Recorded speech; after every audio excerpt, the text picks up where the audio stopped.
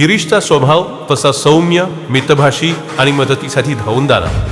त्यामुळे फार कमी वेळातच आपल्या वडिलांच्या समाजकारणात मदत करता करता आपल्या नेऊरच्या लोकांचा तो लाडका झाला.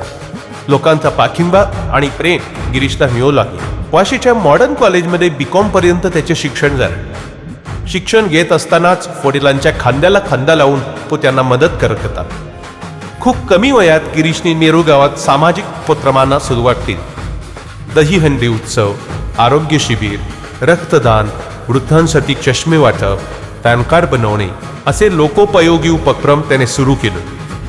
गिरीश करत असलेले समाजकार्य पाहून नेरूळ गावातल्या लोकांनी त्याला पाठिंबा देत निवडणुकीला उभे राहण्यासाठी आग्रह धरला. या दरम्यान गिरीशचं नाव नेरूळ गावातल्या माणसाच्या तोंडी होतं. लोक आग्रहास्तव गिरीशने निवडणूक लढवली आणि एका तातडीच्या विरोधकाला शह देऊन 500 मतांनी आघाडी घेऊन विजय मिळवला. प्रचंड आत्मविश्वास, आपल्या लोकांसाठी सतत काहीतरी करण्याची तळमळ आणि मतदारांचे आशीर्वाद मिळवून गिरीशची राजकीय घोडदौड सुरू झाली.